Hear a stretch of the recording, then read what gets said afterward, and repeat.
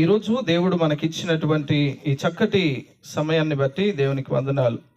ఈ ఈస్టర్ ఆరాధన ప్రపంచ చరిత్రలో మనం చూస్తే చాలా పురాతనమైనటువంటి ఆ కాలాలలో రాజులను, మరి అధికారులను, పెద్దలను చాలామంది ఎలా చూసేవారు అని అంటే వారు దేవుళ్ళుగా చూసేటువంటి వారు. ఈజిప్ట్ చరిత్రలో చూస్తే ఫరో రాజులను వాళ్ళు ఏం చేసేవారు అని అంటే ఫరోను దేవుడిగా వాళ్ళు గుర్తించేటువంటి వారు. ఫరోను వాళ్ళు ఏమని పిలిచేవారంటే దేవుడని పిలిచేటువంటి వారు. అదే రోమా ప్రభుత్వంలో చూస్తే జూలియస్ సీజర్, కైసర్ను వాళ్ళు ఏమని సంబోధించేవారు అని అంటే వారు డివైన్ సీజర్ జూలియస్ అని వారు సంబోధించేటువంటి వారు. అంటే దేవుడు, దైవ స్వరూపి అని వాళ్ళు చెప్పుకునేటువంటి వారు. జపాన్ దేశంలో చూస్తే కొంతమంది ఒక షింపోయిస్టులు అనేటువంటి వారు ఉన్నారు. వీరిని ప్రత్యేకంగా వాళ్ళు ఏం చేసేవారు అని అంటే వాళ్ళే దేవుళ్ళే కిందికి దిగొచ్చారు. ఈ షింపోయిస్టులాగా దేవుళ్ళే కిందికి దిగి వచ్చి మన మధ్యలో ఉంటున్నారు అని వారు చెప్పుకునేటువంటి వారు, వారిని పూజించేటువంటి వారు. తర్వాత ఇంకొక చైనా చక్రవర్తులను చూస్తే ఇలా పరలోకం నుండి దిగి వచ్చినటువంటి కుమారులుగా వాళ్ళ రాజులను, వాళ్ళ చక్రవర్తులను వాళ్ళే దేవుడని పూజించేటువంటి వారు. దేవుని బిడ్డలారా, ఇలా ప్రతి దేశంలో, ప్రతి దగ్గర ఈరోజు మన భారతదేశంలో కూడా చూస్తే కొంతమందిని మనం ఏం చేస్తూ ఉంటున్నాం, దేవుళ్ళని పూజ చేస్తూ ఉంటున్నాం. మనం కాదు, మన హిందూ సహోదరులు వారు ఒక వ్యక్తిని చంపినందుకు, ఒక వ్యక్తిని వారు గెలిచినందుకు, ఒక రాజ్యాన్ని గెలిచినందుకు వాళ్ళని రాజులుగా చేసి, వాళ్ళను దేవుళ్ళుగా చేసి పూజ చేస్తూ ఉంటున్నారు. దేవుని బిడ్డలారా, ఈరోజు ఒక ప్రశ్న నేను మిమ్మల్ని అడుగుతాను. అసలు దేవుడు అనేవాడు ఎలా ఉండాలి? ఆయన యొక్క లక్షణాలు ఏంటి? దేవుడు అనేవాడు ఎవరు? ఆయన యొక్క లక్షణాలను మనము గుర్తించాలి. అసలు దేవుడు అనేవాడు ఎవరు, ఎలా ఉండాలి అని అంటే ఆయన మానవులను రక్షించేవాడై ఉండాల. మానవులను చంపేవాడై ఉండద్దు. చంపేవాడు దేవుడు ఎలా అవుతాడు? చంపేవాడు దేవుడు కాదు. మానవులను రక్షించేవాడు దేవుడు. శిక్షించేవాడు దేవుడు కాదు, రక్షించేవాడు దేవుడు. ప్రైజ్ ది లార్డ్, హల్లెలూయా. మనం పుట్టుకతోనే పాపపు స్వభావంతో మనము జీవిస్తూ ఉంటున్నాం. మనము పుట్టుకలోనే పాపపు స్వభావంతో పుట్టాం. ఇది ఎవ్వరూ తీసేయలేరు. కానీ యేసుక్రీస్తు ప్రభువారు మాత్రం ఆయన ఒక్కడే, ఆయన ఈ లోకంలో మనల్ని రక్షించుటకు సమర్థుడు. మన పాపములన్నిటినీ ఆయన తన మీద వేసుకొని తాను మనల్ని రక్షించినటువంటి వాడు. నీవు చావవలసినటువంటి పాపానికి జీతము మరణము. ఈ మరణానికి తగినటువంటి ఈ మరణాన్ని, మరి ఈ చావవలసినటువంటి మనల్ని, ఈ మరణాన్ని, మరణపు ముళ్ళును విరిచినటువంటి వాడు, మనల్ని రక్షించినటువంటి వాడు, చావుగోతి నుండి మనల్ని విడిపించినటువంటి వాడు ఎవరు అని అంటే మన యేసుక్రీస్తు ప్రభువారు. కాబట్టి దేవుని బిడ్డలారా, అందుకే ఆయన మనుషులను రక్షించేవాడు మన యేసయ్య, శిక్షించేవాడు కాదు. దేవుని లక్షణాల్లో ఒక లక్షణం ఏంటి అని అంటే ఆయన మనుషులను రక్షించేవాడు. మన దేవుడు ఎలాంటి దుష్ట శిక్షణ, శిష్ట రక్షణ అని లోకం తీరు. కానీ మన దేవుడు పాపులను రక్షించేవాడు, పాపులను ప్రేమించేవాడు, పాపాన్ని ద్వేషించేటువంటి వాడు. దేవుని బిడ్డలారా, దేవునికి ఇంకొక లక్షణం ఉండాలా. అసలైనటువంటి దేవుడు ఆయన ఎవరు అని అంటే ఆయన నిత్యుడై ఉండాల. ఆయన నిరంతరము జీవించేవాడుగా ఉండాల. దేవుని బిడ్డలారా, దేవుడు అనేవాడు నిరంతరము జీవించాలి, నిరంతరము ఆయన సజీవుడుగా ఉండాలి. అలాంటి వారే దేవుడు. అలాంటి ఆ దేవుడు అనేవాడు మరణంతో వాని జీవితం అంతం కావద్దు. దేవుడు అనేవాడు మరణంతో, అలాగైతే మరణంతో అంతమైతే అతడు దేవుడు ఎలా అవుతాడు? మనిషి అవుతాడు. అవునా కదండి? ఎందుకనంటే మనిషిలో మనం చనిపోతే రేపు ఏమైతే మళ్ళీ తిరిగి లేస్తామో లేవు. కానీ తిరిగి లేవాల్సినటువంటి, ఒకవేళ లేవాల్సి వస్తే అది ఎవరు చేయాలా, ఎవరు ముందుగా లేవాలి అని అంటే మన దేవుడు మాత్రమే. మనం కూడా అంతే, మనలాగనే ఆయన కూడా మరణిస్తే, ఈరోజు నేను చెప్పినటువంటి రాజులు, చక్రవర్తులు, దేవుళ్ళు అని పూజించినటువంటి వారందరూ మరణించారు, కానీ ఎవ్వరు కూడా తిరిగి లేవలే. Praise the lord. ఒక్క యేసుక్రీస్తు ప్రభువారు మాత్రమే ఆయన తిరిగి లేచినటువంటి దేవుడు. అందుకే దేవుని లక్షణాల్లో ఒక లక్షణం ఏంటంటే నిరంతరము ఆయన జీవించేవాడు, ఆయన సజీవుడు, ఆయన ఎప్పుడు బ్రతికి ఉండేటువంటి వాడు. యేసు ప్రభు ఒక్కడే నిత్యుడు, ఆయన ఒక్కడే సజీవుడు. ఈరోజు మనం జ్ఞాపకం, అందుకే ప్రకటన గ్రంథంలో ఆయన అంటే నేను సజీవుడను, ఇదిగో నిరంతరము నేను జీవించువాడను, నేను మరణమును గెలిచి లేచిన వాడును అని అంటాడు. Praise the Lord. హల్లెలూయా చెప్పండి, హల్లెలూయా. మన దేవుడు మరణమును గెలిచి లేచినటువంటి వాడు. ఇంకొక విషయం అంటాడు యోహాను సువార్త 10వ అధ్యాయంలో, ఆయన అంటాడు, ఇదిగో నా అంతట నేనే నా ప్రాణాన్ని పెట్టుచున్నాను, నా అంతట నేనే దాన్ని పెట్టుచున్నాను, ఎవడునూ నా ప్రాణాన్ని తీయడు. నా అంతట నేనే నా ప్రాణాన్ని పెడుతున్నాను, తిరిగి దాన్ని నా అంతట నేనే మళ్ళీ తీసుకుంటాను. నా అంతట నేనే ప్రాణం పెడుతున్నా, తిరిగి నా అంతట నేనే దాన్ని తీసుకొనుటకు నాకు అధికారము కలదు. నేను సజీవుడను, పునరుద్ధానమును నేనే, నా యందు విశ్వాసముంచువాడు ఎప్పటికీ చనిపోడు. Praise the Lord. హల్లెలూయా.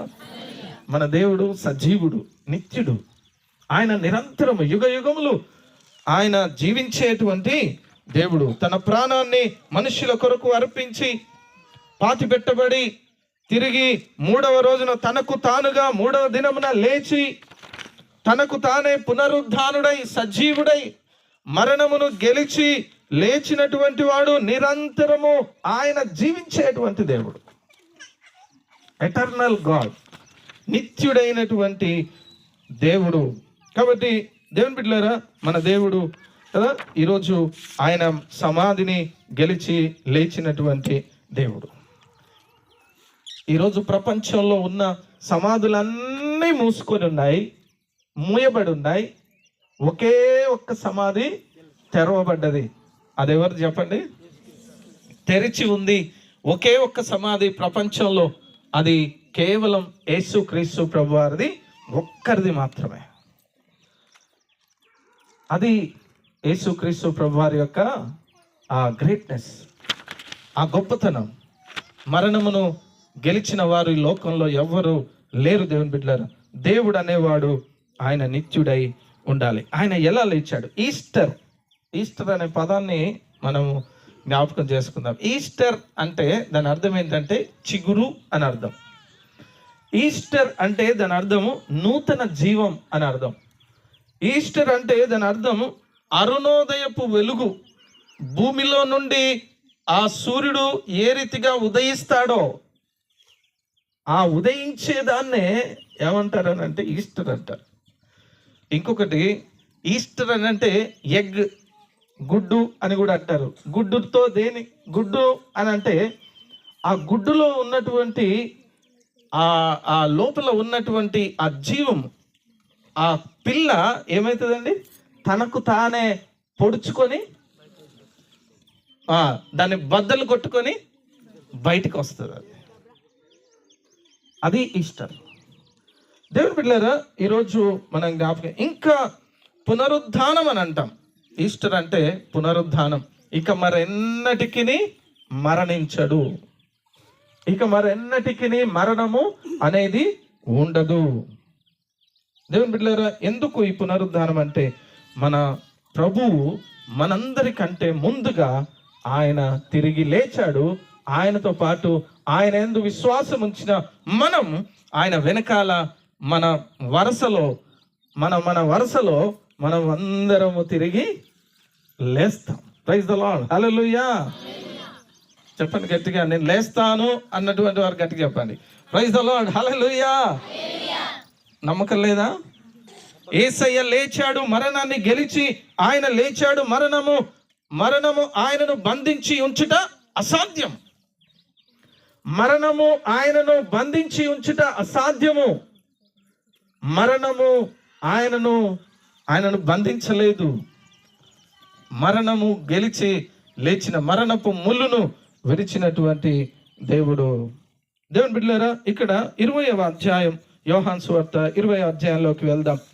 ఒకసారి మనం అందరం యోహాను సువార్త 20వ అధ్యాయంలో మనం చూద్దాం. ఇక్కడ 3 వ్యక్తులను మనము చూస్తూ ఉంటున్నాం. చూడండి, యోహాను సువార్త 20వ అధ్యాయం 1వ వచనంలో ఇక్కడ 3 వ్యక్తులను మనం చూస్తాం. వీరు క్రీస్తు యొక్క పునరుద్ధానములో మొట్టమొదటగా సమాధి యొద్దకు వెళ్ళినటువంటి వారు. ఈ ముగ్గురు వ్యక్తులు యేసయ్య తిరిగి ఆయన ఆదివారమున తెల్లవారుజామున ఈ 3 వ్యక్తులు సమాధి యొద్దకు వెళ్ళినట్టుగా యోహాను భక్తుడు రాస్తా ఉంటున్నారు. వీరు సమాధిని చూచినటువంటి ఆ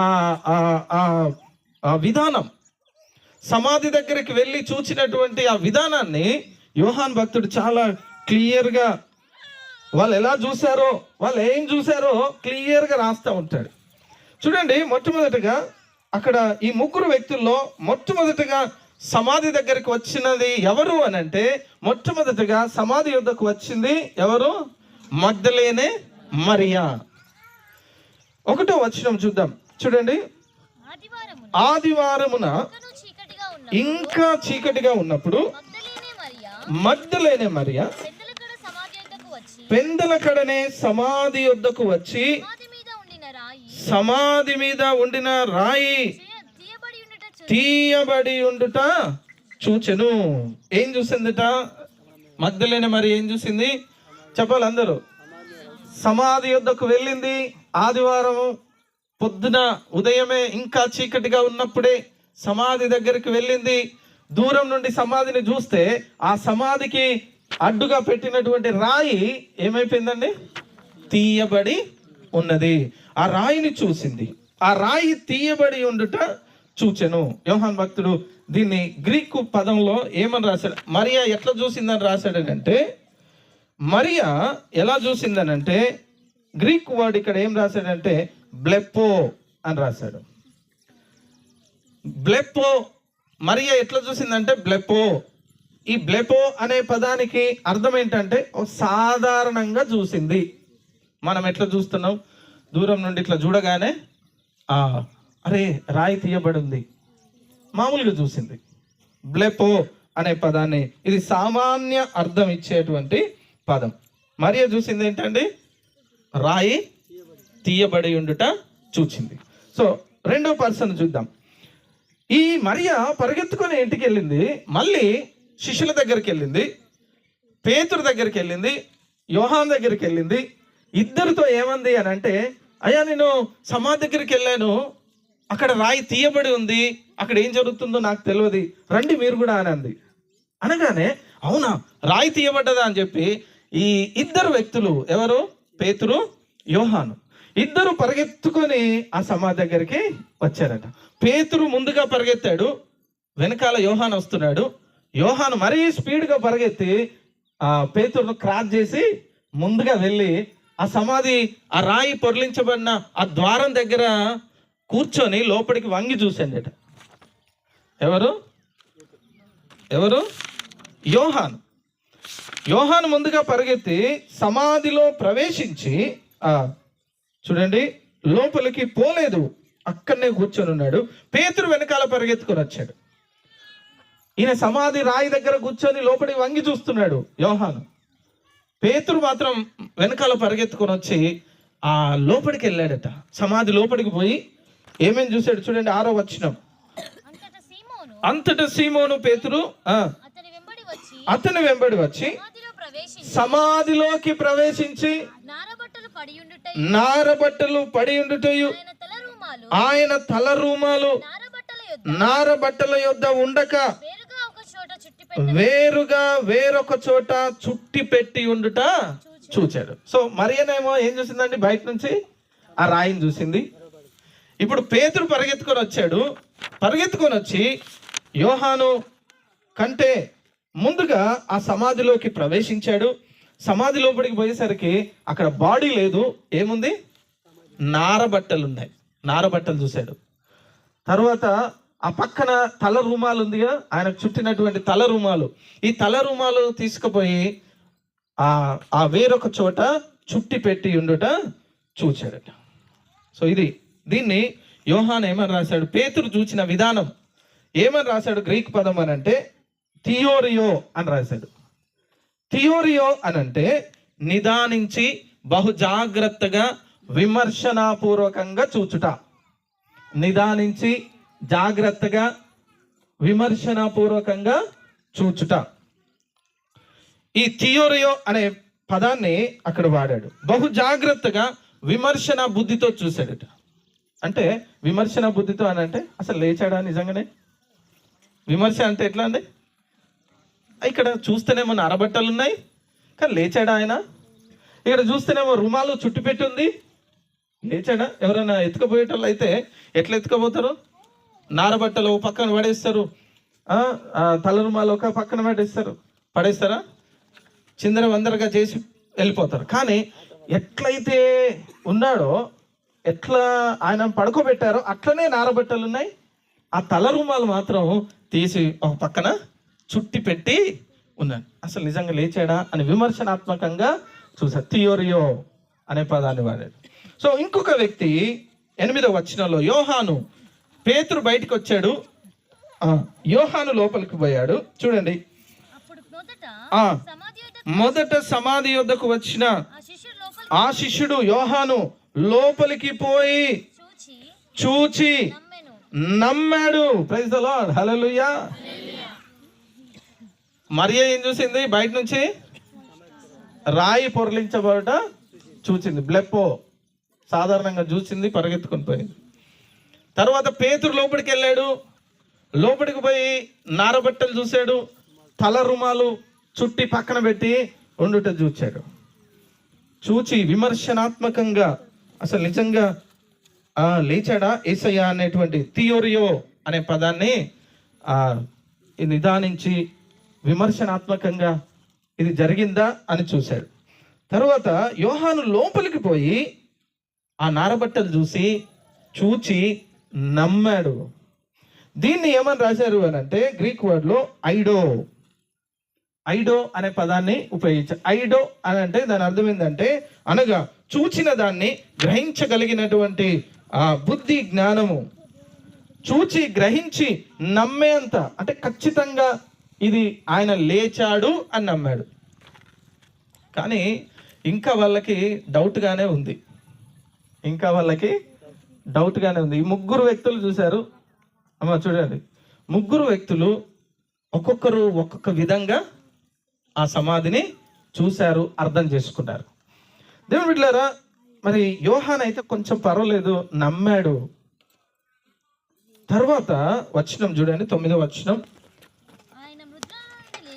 ఆయన మృతుల్లో నుండి లేచుట అగత్యమను లేఖనము వారింకను గ్రహింపరైరి. యోహాన్ మళ్ళీ ఏమంటాడంటే, ఈ ముగ్గురు ఒక విధంగా చూశారు, ఒక్కొక్కరు ఒక్కొక్క విధంగా చూస్తే ఈ ముగ్గురు కలిసి చివరిగా ముగ్గురిని కలిపి ఇంకొక మాట చెప్తున్నాడు. వీళ్ళందరూ అసలు నిజంగా వీళ్ళు వింటున్నారా అండి? వింటలేరు? Praise the Lord, hallelujah. చెప్పండి గట్టిగా, హల్లెలూయా. మీరు ఇంకా నీడలో ఉన్నారు, నేను ఎండలో ఉన్నా. నేనే తొందరగా ముగించాలని నేను చూస్తే మీరేమో ఇంకా అటు ఇటు చూస్తున్నారు. Okay, right. సో ముగ్గురు 3 విధాలుగా చూశారు. అయితే ఈ ముగ్గురు భక్తుడు ఏమంటారు, యోహాను ఏమని రాశాడంటే, ముగ్గురు కూడా తిరిగి లాస్ట్కు నమ్మలేకపోయారట. ఆయన మృతుల్లో నుండి లేస్తాడన్న విషయాన్ని నమ్మలేకపోయారట. దేవుని బిడ్డలారా, ఈరోజు అంతటా ఆ శిష్యులు తిరిగి 10వ వచనం చదవండి. అంతటా ఆ శిష్యులు వీటన్నిటిని చూచి అంతటా ఆ శిష్యులు తిరిగి తమ వారి యొద్దకు వెళ్ళిపోయారు. శిష్యులు 2 వెళ్ళిపోయారట. ఎవరెవరు వెళ్ళిపోయారు? పేతురు, యోహాను. చెప్పండి అందరూ, ఎవరెవరు వెళ్ళిపోయారు? పేతురు, యోహాను వెళ్ళిపోయారు. ఒకే ఒక్కరు ఆ సమాధి దగ్గర ఉన్నారు. ఆ ఉండినటువంటి వ్యక్తి ఎవరు అనంటే, ఎవరు చెప్పాలి గట్టిగా? మగ్దలేనే మరియా ఒక్కతే సమాధి దగ్గర నిలబడి ఉంది. Praise the Lord. హల్లెలూయా. చెప్పండి హల్లెలూయా. శిష్యులు ఏదో సాధించినట్టు ఉరికొచ్చిళ్ళు, ఆ సమాధిలో పోయి ఏదో పరిశీలన చేసిళ్ళు. ఇదంతా ఏదో వేరే తీరుగా ఉందని చెప్పి నమ్మకుండా వెళ్ళిపోయి, కానీ ఒక్కతే నిలబడ్డది. ఎవరండి? మగ్దలేనే మరియా. ఈ మగ్దలేనే మరియా, ఆమె ధైర్యం చూడండి. సమాధుల కాడ ఒక్కరు పోవాలంటే ఇంతమంది మనం అందరం ఊరికొచ్చినాం. పోయిరా పోండ్రా, సాయంత్రమో అర్ధరాత్రి కొంతమంది యవనస్తులు అప్పుడప్పుడు పందాలు కట్టుకుంటారు. సమాధి కాడికి పోయి ఇది పెట్టి రావాలి, పెట్టేస్తామా? గుండె జారి ఏమవుతుందండి? గుండె జారిపోతుంది అంతే. సమాధుల కాడ ఉండాలంటే, సమాధుల కాడ నిలబడాలంటే, ఒక్కడే ఉండాలంటే, మరి ఒకరు తోడుగా ఉంటే పర్వాలేదు, కానీ ఒక్కరే ఉండాలంటే చాలా కష్టం. దేవుని బిడ్డలారా, ఈ మగ్దలేనే మరియా ఆమె ఒక్కతే అక్కడ నిలబడ్డది. 11వ వచనం చదువుదాం. నిలబడి ఏం చేస్తుందో చూద్దాం. అయితే మరియా సమాధి బయట నిలిచి ఏడ్చుచుండెను. ఏడ్చుచు సమాధిలోకి వంగి చూస్తా ఉంది. దేవుని బిడ్డలారా, ఇక్కడ ఒక్కతే ఆ సమాధి దగ్గర నిలబడ్డది. శిష్యులు వెళ్ళిపోయారు, ఒక్కతే నిలబడ్డది. ఆ ఒక్కతే ఏం చేస్తుంది అని అంటే, అక్కడ సమాధి దగ్గర కూర్చొని అక్కడ ఎక్కి వెక్కి ఏడుస్తూ ఉంది. అయ్యో, నా యేసయ్యను ఎవరో తీసుకుపోయారు, యేసయ్య ఏమైపోయాడో అని ఆమె ఏడుస్తూ ఉంది. యేసయ్య తన యేసయ్యను ఆమె చూడలేకపోయేసరికి, సమాధిలో ఆయన లేకపోయేసరికి ఆమెకి బహు దుఃఖం వచ్చేస్తుంది. ఎక్కడికి వెళ్ళాడు యేసయ్య? అసలు ఎవరు తీసుకెళ్లారు యేసయ్యని? ఆమె ఏడుస్తూ సమాధిలోకి వంగి చూస్తూ ఉందట. అప్పుడప్పుడు వంగి చూస్తుంది. ఉన్నాడా? మరి అటు సైడ్ కూర్చున్నాడా? ఇటు సైడ్ ఉన్నాడా? ఆ పక్కన ఉన్నాడా? ఈ పక్కన ఉన్నాడా? సమాధి చుట్టూ తిరుగుతూ ఉంది. సమాధి పక్కన అటు పోతుంది, ఇటు వస్తుంది, మళ్ళీ వచ్చి లోపల చూస్తుంది. ఆ పక్కనే ఆ వంగి చూస్తూ అక్కడే ఇంకా ఎందుకుంది తెలుసా అండి? ఎందుకుంది ఆమె ఇంకా అక్కడనే? ఎందుకుంది చెప్పండి? ఆమె ఇంకా అక్కడనే ఎందుకుంది అని అంటే 3 విషయాలు. ఒకటి, ప్రభువును ఎవరో ఎత్తుకుపోయారని ఆమె ఆలోచన చేస్తారు. ప్రభువును ఎవరో ఎత్తుకుపోయారు. ఇంకా తనకి యేసయ్య తిరిగి లేచాడన్న నమ్మకం అయితే ఆమెలో లేదు, కానీ ఆమె ఏం చేస్తుందంటే ప్రభువును ఎవరో ఎత్తుకుపోయారు అని అనుకుంటుంది. రెండో విషయం, ఎందుకు ఇంకా అక్కడే ఉంది అని అంటే, ఆయనను ఎక్కడో దాచిపెట్టారు. ఆ దాచిపెట్టిన స్థలాన్ని నేను కనుగొనాల. ఆయన్ను తీసుకుపోయి ఎక్కడనో పెట్టారు. శవాన్ని తీసుకుపోయి ఎక్కడ పెడతారండి? ఇళ్ళలో పెట్టుకుంటారా? మళ్ళా ఇళ్ళకైతే తీసుకుపోరు. కాబట్టి సమాధికాన్నే ఎక్కడనో దగ్గర మళ్ళీ దాచిపెడతారు అని చెప్పి ఆ సమాధి చుట్టే తిరుగుతూ ఉంది. మూడవది, ఎవరైనా కనిపిస్తే బాగుండు, వాళ్ళని అడుగుదాం. అరే, ఈ సమాధి ఎవరు తెరిచారు? ఆ రాయి ఎంతో పెద్దది. ఆ రాయిని బొర్లించాలనంటే దాదాపు 20-25 మంది 30 మంది కలిసి దాన్ని నెడితే తప్ప అది జరగదు. మరి అలాంటి పెద్ద రాయిని ఇంతమంది ఎట్లా దాన్ని పక్కకు నెట్టారు అని ఆమె మనసులో అదే బాధ, అదే వేదనతో ఆమె ఎవరైనా కనిపిస్తే బాగుండు అడుగుదామని చూస్తూ ఉంది. ఆమె ఆలోచన తగ్గట్టుగా ఆమె సమాధిలోకి వంగి చూడగానే ఆ సమాధిలో ఇక్కడ ఇంకా అక్కడే ఉండి, దేవుని బిడ్డలారా గమనించండి, ఇంకా సమాధి దగ్గరే ఉండి సమాధిలోనే ఆ యేసుక్రీస్తు ప్రభువుని విడవకుండా యేసయ్యను వెతుకుతున్నటువంటి కారణాన ఆమెకు 3 శ్రేష్టమైనటువంటి భాగ్యాలు దేవుడు ఆమెకిచ్చాడు. ఆమె అక్కడే ఉండి యేసయ్యను వెతుకుతూ ఉన్నటువంటి కారణాన, ఆమె అక్కడే ఉండి యేసయ్యను ఎలాగైనా నేను దక్కించుకోవాలన్నటువంటి కారణాన ఆమె జీవితంలో 3 కృపలకి ఆమె పాత్రురాలైంది. 3 గొప్ప భాగ్యాలను దేవుడు ఆ మగ్దలేనే మరియకి ఇచ్చాడు. అవేంటో ఈరోజు చూద్దాం. చూడండి, మొట్టమొదటిగా 11-12 వచనాల్లో, అయితే మరియా సమాధి బయట నిలిచి సమాధిలోకి వంగి చూడగా తెల్లటి వస్త్రాలు ధరించిన 2 దేవదూతలు యేసు దేహము ఉంచబడిన ఆ స్థలములో తలవైపున ఒకడు కాళ్ళ వైపు ఒకడు కూర్చుండుట కనబడెను. ప్రైజ్ ది లార్డ్, హల్లెలూయా. దేవుని బిడ్డలారా, ఈ మరియకి దేవుడిచ్చిన కృప, ఈ మరియకి దేవుడిచ్చినటువంటి భాగ్యం ఏంటి అని అంటే, యేసయ్యను వెతుకుతూ ఉన్న కారణాన, యేసయ్యను విడవకుండా పట్టు వదలకుండా ఆ సమాధి దగ్గరే ఉండి చూస్తున్న కారణాన ఆమెకు మొట్టమొదటిసారిగా ఆమె ఎవరిని చూడగలిగిందంటే దేవదూతలని చూడగలిగింది. ప్రైజ్ ది లార్డ్, హల్లెలూయా. ఆమెకు ఎవరు కనిపించారట? ఆ సమాధిలోకి తొంగి చూడగానే యేసయ్యను పడుకోబెట్టినటువంటి ఆ గద్దె మీద కుడివైపున అంటే తల వైపున ఒకరు, కాళ్ళ వైపున ఒకరు, 2 దేవదూతలు. వాళ్ళు ఎలా ఉన్నారట? తెల్లటి వస్త్రములు ధరించుకొని దేవదూతలు 2 ఆమెకు కనిపించారు. మొట్టమొదటిసారిగా యేసయ్య పునరుద్ధానములో ఎవరికి లేనటువంటి గొప్ప భాగ్యం దేవుడు మగ్దలేనే మరియకి ఇచ్చాడు. ఎందుకంటే ఆమె ఇంకా అక్కడే యేసయ్య కొరకు ఎదురు చూస్తూ ఉంది, వెతుకుతా ఉంది. కాబట్టి దేవదూతలు అక్కడ కనిపించారు, సమాధిలోకి చూశారు. చూసి ఈమె తల వంచి ఆ సమాధిలోకి వంగి చూసిన తర్వాత 2 కనిపించారు. అప్పుడు చదవండి 12వ వచనం. తెల్లని వస్త్రములు ధరించినటువంటి వీళ్ళు 2 దేవదూతలు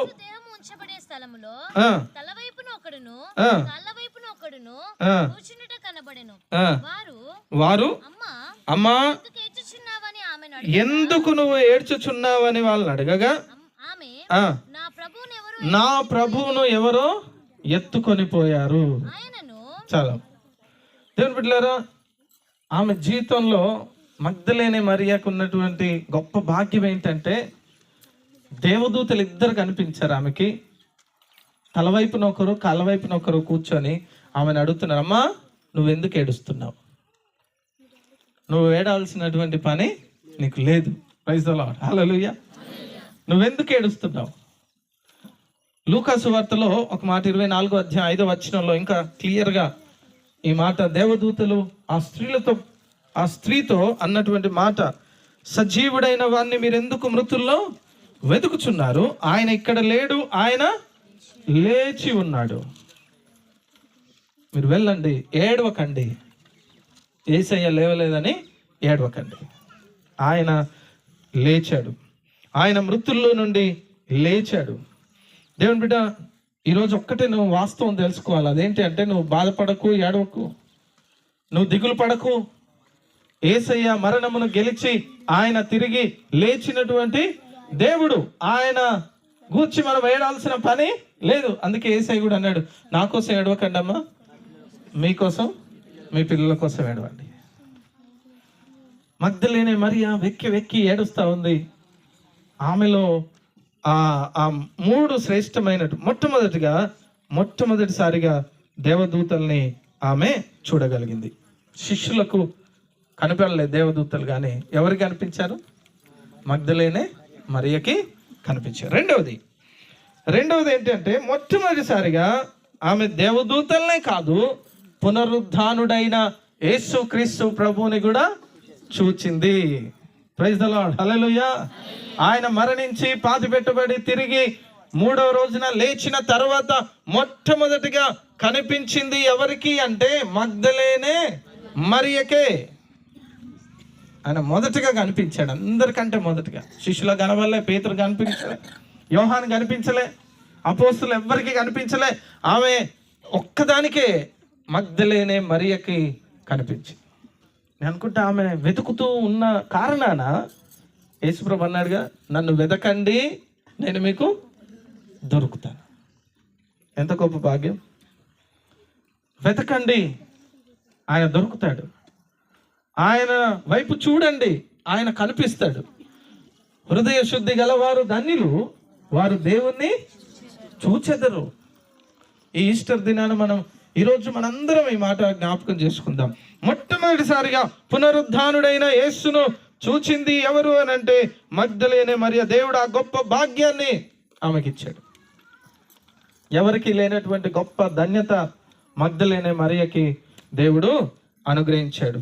ఆమె వెనుక తట్టు వీళ్ళు మాట్లాడుతూ ఉంటే వెనుక తట్టు ఎవరో వ్యక్తి ఉన్నట్టుగా అనిపించింది. వెనక్కి తిరిగి చూసింది. చూస్తే అక్కడ యేసయ్య నిలబడి ఉన్నాడు. యేసయ్య కూడా 2 ప్రశ్నలు అడిగాడు. చూడండి 14వ వచనం చదవండి. యేసయ్య 2 ప్రశ్నలు. ఆమె ఈ మాట చెప్పి వెనుక తట్టు తిరిగి చూచినప్పుడు యేసు నిలిచి ఉండుట చూచెను గాని ఆయన యేసు అని గుర్తుపట్టలేదు. అమ్మా ఎందుకు ఏడ్చుచున్నావు, ఎవరిని వెతుకుచున్నావు అని ఆమెను అడిగాడు. 2 ప్రశ్నలు అడిగాడు. ఒకటి, ఎందుకు ఏడుస్తున్నావు? రెండోది, ఎవరిని నువ్వు వెతుకుతా ఉన్నావు? ఎందుకు ఏడుస్తున్నావు, ఎవరిని వెతుకుతున్నావు? ఆమె బాధతో ఉంది. ఈ బాధలో యేసయ్యను గుర్తుపట్టలేకపోయింది. మరియా యేసును గుర్తుపట్టలేదు. ఏమనుకుంది అని అంటే తోటమాల అనుకుంది. ఏమనుకుందండి? ఎవరో మనిషి అక్కడ పనిచేసేటువంటి తోటమాలి అంటే సమాధి తోటలో ఉండేటువంటి పనిచేసే వాళ్ళు ఉంటారు కదండి, వాళ్ళు అనుకున్నది. సమాధి తోటలో పనిచేసే వాళ్ళు అని అనుకున్నది. కానీ యేసుక్రీస్తు ప్రభు తోటమాల అనుకొని ఇంకొక మాట అంటుంది, అయ్యా యేసయ్యను ఎవరో ఎత్తుకుపోయారో నీకు తెలుసా అని అడుగుతుంది. ఎవరిని అడుగుతుంది? యేసయ్యనే అడుగుతుంది. ఎవరు అడుగుతుంది? యేసయ్యను ఎత్తుకుపోయింది ఎవరో మీకు తెలుసా? ఒకవేళ నీకు తెలిస్తే నాతో చెప్పు, నేను కూడా తీసుకుపోయి ఆయనను మోసుకొని పోతా. నేను కూడా మోసుకొని పోతా. నేను అనుకుంటా ఆమె బతిలాడవచ్చు. అయ్యా కొంచెం చెప్పవా, అయ్యా మా యేసయ్య కనిపిస్తలేడు, కొంచెం చెప్పవా, మా యేసయ్య ఎక్కడున్నాడు? సమాధిలో లేడు, రాయి తెరవబడ్డది, నారబట్టలు ఉన్నాయి, తల రుమాలు ఉంది, కానీ యేసయ్య లేడు. ఎక్కడికి ఎత్తుకుపోయారో ఎవరికి తెలియదు. అయ్యా కొంచెం చెప్తావా? తోటమాల అనుకొని యేసయ్యనే అడుగుతా ఉంది. యేసయ్య వైపు చూసి యేసయ్యనే అడుగుతా ఉంది. తోటమాల అనుకొని ఇంకా ఆయన్ను గుర్తుపట్టలేదు.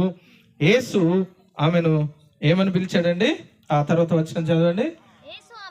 యేసు ఆమెను చూచి ఏమని పిలిచాడు? గట్టిగా చెప్పాలా? ఏమని పిలిచాడు? మరియా అని పిలిచాడు. వెంటనే మరియా ఏమంది? ఆమె ఆయన వైపు తిరిగి ఆయనను హెబ్రీ భాషతో రబ్బూని అని పిలిచెను. ఆ మాటకి బోధకుడా అని అర్థం. Praise the Lord. హల్లెలూయా. చెప్పండి గట్టిగా, హల్లెలూయా హల్లెలూయా. ఆ మరియా ఇట్లా మాట్లాడుతూ ఉంటే యేసయ్య అన్నాడు మరియా అని పిలిచాడు. మీరు ఒకసారి గమనించండి, ఈ స్వరం ఎక్కడో వినబడేటట్టు అంటే ఎక్కడో విన్నట్టుందే అనుకుంటుంది ఆమె. పేరు పెట్టి యేసయ్య పిలిచేసరికి, మరియా అని పిలిచేసరికి ఆమె మనసులో ఈ స్వరం ఎక్కడో నేను విన్నా, ఈ స్వరం ఎవరిదో కాదు, నేను ఇంతకు ముందు విన్నటువంటి స్వరము, ఈ స్వరము యేసుక్రీస్తు ప్రభువుది, నా బోధకుంది. ఇదిగో ఇంత మట్టుకు ఆయనను గుర్తుపట్టలేదు. కానీ ఇప్పుడు మరియా అని పిలవగానే అప్పుడు కానీ ఆమెకి గుర్తొచ్చింది, ఈ స్వరాన్ని నేను ఎక్కడో విన్నా. ఎక్కడ విని ఉంటుంది చెప్పండి అండి? ఎక్కడ విని ఉంటుంది? ఆయన కేవలం పేరు పెట్టి పిలిచాడు అంతే, వెంటనే గుర్తుపెట్టి. ఎలా స్వరాన్ని గుర్తించింది? లూకాసు వార్త 8వ అధ్యాయం 2వ వచనం ఒకసారి చదువుదామండి. లూకాసు వార్త 8వ అధ్యాయం 2వ వచనం. 12 మంది శిష్యులు అపవిత్రాత్మలు, వ్యాధులు పోగొట్టినటువంటి వారు, కొందరు స్త్రీలు, 7 దయ్యములు వదిలిపోయిన మగ్దలేనే అనబడిన మరియా. ప్రైజ్ ది లార్డ్, హల్లెలూయా. ఎవరట ఈమె? 7 దయ్యాలు పట్టి ఆ దయ్యాల నుండి విడిపించబడినటువంటి స్త్రీ. 7 దయ్యాలు పట్టి విపరీతమైన 7 దయ్యాలు అంటే ఒక్క దయ్యానికి ఎట్లుంటుందమ్మా? ఒక్క దయ్యానికే భయంకరంగా భయపడతాం, పరిగెడతాం. ఆమె ఎట్లా మాట్లాడుతుందో ఏమో అనుకుంటాం. కానీ 7 దయ్యాలు ఆమె మీదకి ఒక్కసారి వచ్చినప్పుడు ఆమె పరిస్థితి చూడాలి. ఆమె భయంకరమైనటువంటి పరిస్థితుల్లో ఈ 7 దయ్యాలు పట్టినటువంటి ఈమెను యేసుక్రీస్తు ప్రభువారు, నేను అనుకుంటా యేసయ్య ఆమె దగ్గరికి పోయి ఈ మరియను విడిచిపెట్టు 7 దయ్యాలు అని గద్దించి ఆ స్త్రీని బాగు చేశాడు. అప్పుడు విన్నది ఆమె స్వరం. అప్పుడు పిలిచాడు మరియా అని. మరియానికి ఏం కాదు, ఇక దయ్యాలు వెళ్ళిపోయినాయని అప్పుడు పిలిచాడు యేసయ్య. ఆ స్వరాన్ని గుర్తుపట్టింది ఆమె. హల్లెలూయా. నిజంగా ఈరోజు యేసయ్య స్వరాన్ని మనం ఏం చేయాలా? గుర్తుపట్టాలా. దయ్యం స్వరం ఏదో గుర్తుపట్టాలా, యేసయ్య స్వరం ఏదో మనం గుర్తుపట్టాలా. గుర్తుంచుకోండి అమ్మా, అన్ని దేవుని స్వరాలు కావు, మీరు గుర్తుపట్టాలా. యేసయ్య అని ఆమె జీవితాన్ని, ఆ స్వరము ఆమె జీవితాన్ని మార్చేసిన స్వరం. ఆమె మర్చిపోదు ఈజీగా. అందుకే మరియా అని యేసయ్య పిలువగానే వెంటనే వెనుక తిరిగింది, రబ్బునీ అంది. రబ్బునీ అంటే బోధకుడా. ఎన్నో బోధలు వింది యేసయ్య బతుకున్నప్పుడు, ఎన్నో బోధలు. ఆ తర్వాత వచ్చిన వాళ్ళు చూడండి అమ్మా, ఇంకా ఎక్కిపోలేదు గనుక నన్ను ముట్టుకొనవద్దు, అయితే నా సహోదరుల యొద్దకు వెళ్ళి నా తండ్రియు మీ తండ్రియు, నా దేవుడు మీ దేవుడైనటువంటి వాని యొద్దకు ఎక్కిపోచున్నానని వారితో చెప్పు. ఈ మరియకి ఇచ్చినటువంటి దేవుడు ఇచ్చిన గొప్ప భాగ్యం ఏంటంటే, 3వ భాగ్యం ఏంటండి? నువ్వు వెళ్ళి నా పునరుద్ధానమును ప్రకటించు, నా సువార్తను ప్రకటించు. మొట్టమొదట సువార్తను ప్రకటించింది ఎవరు అని అంటే మగ్దలేనే మరియా. హల్లెలూయా. బా, ఎంత గొప్ప ధన్యత మరియకి ఇచ్చాడు దేవుడు. ఆయన తిరిగి లేచిన తర్వాత దేవదూతలు కనిపించారు, దేవదూతలు మాట్లాడారు. ఆయన తిరిగి లేచిన తర్వాత యేసయ్య కనిపించాడు, యేసయ్య మాట్లాడాడు. ఆయన తిరిగి లేచిన తర్వాత మొట్టమొదటిసారిగా సువార్తను, ఈయన లేచి ఉన్నాడన్నటువంటి వార్తను మోసుకొని వెళ్ళింది సమాధి వద్ద నుండి. ఎవరు అని అంటే మగ్దలేనే మరియా. మగ్దలేనే మరియా యేసు దగ్గర మొట్టమొదటిగా కమిషన్ పొందుకున్నటువంటి, అంటే ఆజ్ఞను పొందుకున్న వ్యక్తి, మొట్టమొదటిగా ఈ సువార్తను పొందుకున్న వ్యక్తి. అంత గొప్ప ధన్యత ఇచ్చాడు మగ్దలేనే మరియకి. ఈరోజు స్త్రీలు మీరందరూ దేవుని బిడ్డలారా, దేవుని దగ్గర మీరు మొదటగా ఉండాలా. ప్రైజ్ ది లార్డ్, హల్లెలూయా. ఉంటున్నా అండి? దేవుని ముందుగా మీరు ఉండాలా. దేవుని మాట మీరు ముందుగా తీసుకోవాలా. దేవుడు పురుషులకి, శిష్యులకి దేవుడు ప్రాధాన్యత ఇవ్వలే. ఎందుకంటే వాళ్ళు పారిపోయారు. వాళ్ళు సమాధి దగ్గరకు వచ్చి చూశారు, విమర్శించారు, లేచాడా లేవలేదా అనుకున్నారు. చలో ఏమనుకున్నారో వెళ్ళిపోయారు. కానీ ఒక్కతే నిలబడ్డది మగ్దలేనే మరియా. ఆమె సాక్షిగా నిలబడ్డది. అయ్యో నా యొక్క యేసయ్య ఎక్కడికి వెళ్ళాడని నిలబడ్డది. నా యేసయ్యని ఎవరు ఎత్తుకెళ్లారో అని నిలబడ్డది. ఆమె భయపడకుండా ధైర్యంగా ఆ సమాధి దగ్గర ఉండి యేసయ్యను కనుగొన్నది. యేసయ్య తిరిగి లేచాడని నమ్మింది, ఆయనను చూచింది, ఆయన దగ్గర నుంచి ఆజ్ఞను పొందుకుంది. ఏమని? ఇదిగో నువ్వు వెళ్ళి నా శిష్యుల దగ్గరికి పోయి నువ్వు చెప్పు. అపోస్తులకే సువార్త చెప్పిన వ్యక్తి. ప్రైజ్ ది లార్డ్, హల్లెలూయా. సేవకులకే సువార్త చెప్పినటువంటి వ్యక్తి ఎవరు? మగ్దలేనే మరియా. ఈమె పోయి చెప్పింది. ఆయన తిరిగి లేచాడన్నటువంటి సత్యాన్ని లోకానికి తీసుకొని పోయింది ఈ మగ్దలేనే మరియా. ఈరోజు మనందరం ఇక్కడికి వచ్చి ఆరాధించడమే కాదండి, ఇక్కడి నుండి మనం బయటికి వెళ్ళిన తర్వాత, మనం ఊళ్ళోకి వెళ్ళిన తర్వాత ఈ వార్తని మనం అందరికీ చెప్పాలి. మగ్దలేనే మరియా చెప్పినట్టుగా ఆమె ఊళ్ళోకి వెళ్ళి యేసయ్యను నేను చూశాను. చూడండి ఆ వచనం చదవండి. మగ్దలేనే మరియా యేసయ్య దగ్గర నుండి వచ్చి, అమ్మా జాగ్రత్త, నేను ప్రభువుని చూచి తిని, ఆయన నాతో ఈ మాటలు చెప్పానని శిష్యులకు తెలియజేసింది. మనం ఇక్కడి నుంచి పోతున్నాం. ఇప్పుడు పోయిన తర్వాత మనం చేయాల్సిన మొట్టమొదటి పని ఏంటి చెప్పండి? ఏం చేయాలా? ఏం చేయాలా? భోజనం చేయాలా? ఏం చేయాలా? యేసు లేచాడని ప్రకటించాలి అందరికీ. ఇది క్రైస్తవ విశ్వాసం.